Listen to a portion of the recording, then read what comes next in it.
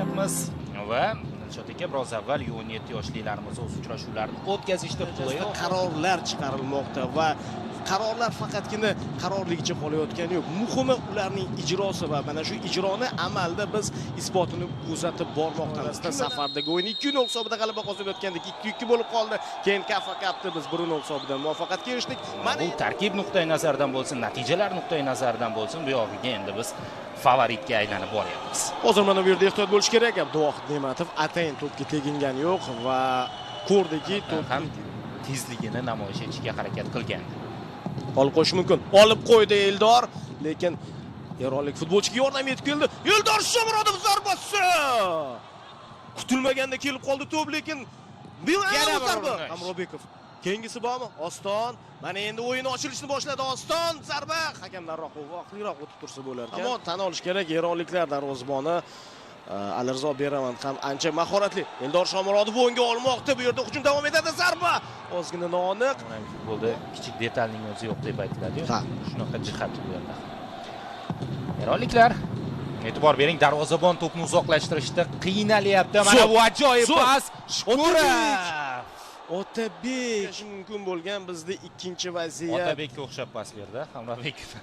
Muammoli holatda Eron terma jamoasi. Shu bois ham terma jamoaga jalb etilmadi ular. To'p yuqoridan jarima maydoniga yetkazib berilyapti. Bosh bilan berilgan zarba ozgina noaniq, yaxshi ham noaniq ketdi. Majnuniddin Abduqodir Husanov to'g'ri hujum chizig'iga uzatma. Eldor Shomurodov darvozabon oldiga chiqib ketgan.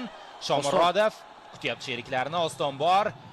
Oston menimcha sezmadi, ortdan sheriklari kelayotganda. Hojimat uchun ham Birlashgan Arab Amirliklari chempionati begona emas. Rustam Ashurmatovga ko'zingiz tushgan bo'lsa, qandaydir istehzo bilan, mana bu kerak emas. Va Abduqodir Husanov hakamning qarorini ko'rsat, hakamning qarori qizil kartochka. Kuchliroq tarzda yetkazish kerak edi.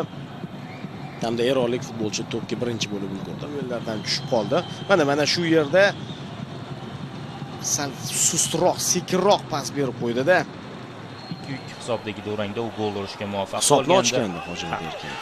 Abbosbek Fayzullayev va Hojimat Erkinovlar gol urishgan. Hozir uzun pas amalga oshirib berilyapti. Ne'matov yo'nalishni yopib bordi.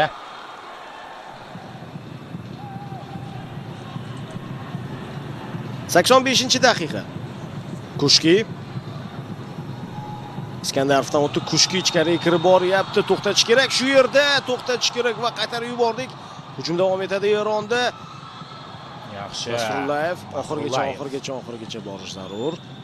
Yana hujum davom etyapti eronliklarda.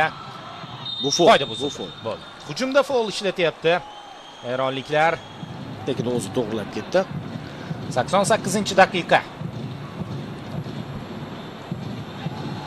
Hozir uzoqdan zarba yo'llandi Abduvohid Ne'matov.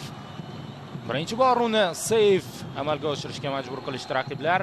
Ne'matov esa ishonchli o'ynadi. Qoida buzildi. Bu yerda ushlab qoldi eronlik.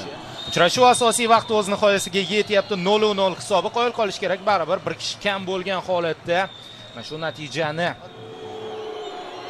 Nurafkon chap oyoqda zarba beryapti. Mana golga aylantiradi Eldor. To'pga yaqinlashyapti.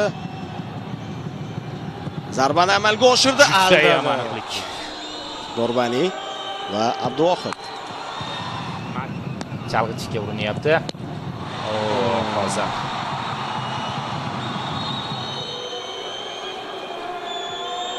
Muhaybib qaytardi.